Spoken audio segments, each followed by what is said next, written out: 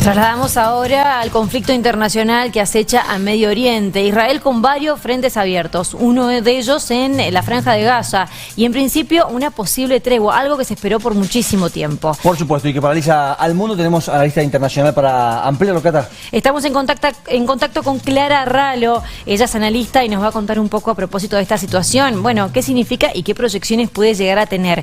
Clara, muy buenos días para vos, bienvenida. Buenos días, ¿cómo están? Bien, todo bien. Gracias por este contacto. Sin dudas, gracias a ustedes por la invitación. Sin dudas, estamos todos muy expectantes. En este momento se encuentran en Doha, ambas partes en conflicto, tanto Hamas como la delegación israelí, en un momento en el cual Netanyahu, el primer ministro israelí, está viajando hacia Estados Unidos y en Gaza han muerto más de 600 personas en conflictos que se arman en cuanto a la provisión de comida. O sea, la crisis humanitaria es lo suficientemente grave como para que ya no solo mueran por causa del conflicto, sino también por acceso a recursos básicos. Entonces la situación está bastante complicada.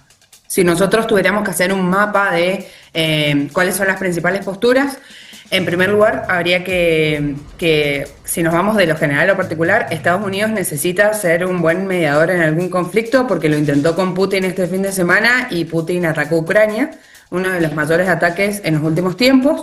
Después tenemos un conflicto interno bastante grande en Israel que está afectando a Netanyahu, que tiene que ver con la propuesta de incluir a judíos ultraortodoxos en las Fuerzas Armadas, algo que va en contra de la religión, pero que el Tribunal Judicial lo permite y instó en un fallo a obligarlos a participar. Y estos judíos ultraortodoxos son aliados de Netanyahu, entonces está haciendo una crisis bastante grande. Y por último, Hamas está dispuesto a negociar y uno de los principales puntos en conflicto de esta negociación es que Hamas quiere que la ayuda humanitaria, o sea que la comida, los elementos de higiene, los elementos de reconstrucción vengan de Naciones Unidas y no de Israel, algo que Israel no está dispuesto a aceptar en palabras de Netanyahu. Entonces, ese sería como el punto inicial o el puntapié frente a estas negociaciones que no son las primeras desde el 7 de octubre del 2023. Me parece que está bueno aclararlo también. ¿No son las primeras? No. Las últimas fueron en enero de este año, el 19 de enero, que hubo una devolución de rehenes. No sé si ustedes recuerdan que se encontró con una de las familias argentinas que estaban viviendo en Israel, sí. Que era la madre y los dos niños, que ambos habían fallecido. Ese fue el último acuerdo, que hubo un cesar-fuego de 3 semanas. Después hubo un ataque israelí hacia la Franja de Gaza y un bloqueo, o sea, en términos militares se le dice sitio porque no se deja entrar, no se deja ni ingresar ni sacar nada de la franja, lo cual ha generado una crisis humanitaria sin precedentes. Clara, porque más allá, sí. Digo, más allá de la posible tregua, ¿cuáles serían las condiciones? Porque imagino que de un lado y del otro tienen que ceder y seguro que también pedirán y cederán.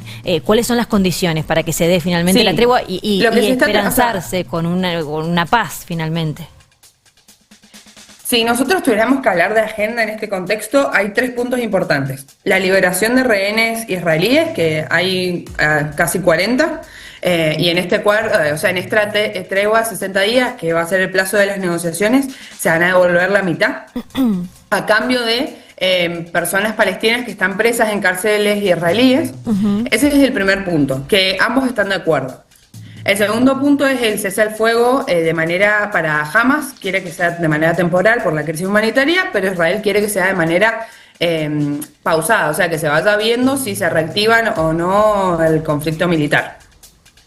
Todo dependiendo del primer punto, que tiene que ver con la liberación de rehenes. Si no se liberan los rehenes suficientes, Israel está dispuesto a atacar. Y el último punto tiene que ver con la ayuda humanitaria. Gaza en este momento es una zona que está sumamente aislada, primero, y después ha quedado devastada por el conflicto. Entonces la ayuda humanitaria es un elemento fundamental. Claro. Israel lo está haciendo a través de una fundación israelí y Hamas lo que pide es que pase a Naciones Unidas para asegurar la neutralidad de la ayuda humanitaria, porque dice que en este momento está siendo sesgada.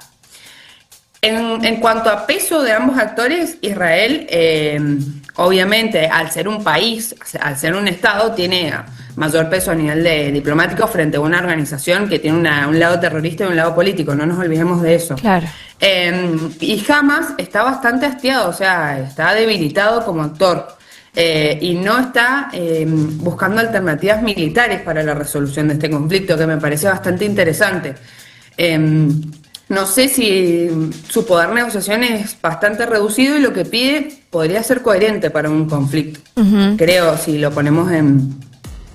Pero bueno, todo va a depender de Israel.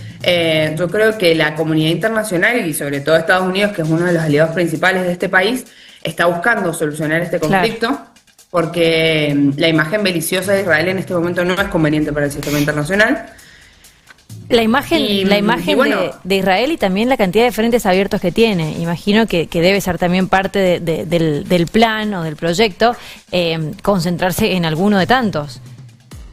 Sí, no nos olvidemos que tiene treguas o altos al fuego temporales, porque el que tiene con Irán también es temporal. No es que Israel en este momento no está firmando cese al fuego definitivo, sino que lo va firmando y lo va renovando. Entonces, no se sabe realmente de qué manera pueda reaccionar. Y en este momento de tanta incertidumbre, en donde, por ejemplo, Estados Unidos tiene una Rusia que está atacando a Ucrania en contra de sus planes, dice que va a poner aranceles a los BRICS, no es conveniente que uno de sus principales aliados sea tan oscilante. Entonces me parece que la bajada de línea de la Casa Blanca va a venir de ese lado, en decir, bueno, concretemos algo, solucionemos este conflicto que ha dejado más de 50.000 personas muertas, no nos olvidemos de eso. Tenemos casi 58.000 palestinos afectados y 1.200 israelíes, y que en estas últimas horas se han asesinado, o sea, han muerto más de 82 palestinos en Gaza por los ataques israelíes del fin de semana. Claro. Entonces, más allá de la postura que tengamos cada uno de eso, estos son los datos. Creo que sería una buena oportunidad para lograr acuerdos estratégicos. Los aliados de Hamas, Hezbollah, por ejemplo, que también es otro grupo del Líbano, que tiene una rama militar y una rama política, dice que ellos están dispuestos a colaborar siempre y cuando Israel acepte las condiciones. O sea, las condiciones por parte del enemigo, por parte de este grupo con su faceta terrorista, están dadas. Están dadas porque Israel ha logrado eliminar su capacidad militar, porque si no, no todo el mundo se presta para un acuerdo de paz. Claro. Hay que ver cómo reacciona Israel, que en este momento es quien tiene más poder. Quien tiene más poder, que tiene más negociación y quien tiene más margen de imponer su postura. Claro. Entonces, hay que estar como muy pendientes de eso. Bien, bueno, vamos a seguir atentos a ver cómo evoluciona. Esperemos que sea positivo, esperemos que sí haya un alto al fuego, o al menos temporal o definitivo. Y vamos a seguir en contacto con vos, Clara, como siempre. Ofreces información de calidad y nos ayudas un poco a entender todo lo que sucede en Medio Oriente. Te agradecemos. Bueno, muchísimas gracias, que tengan un hermoso día. Hasta luego.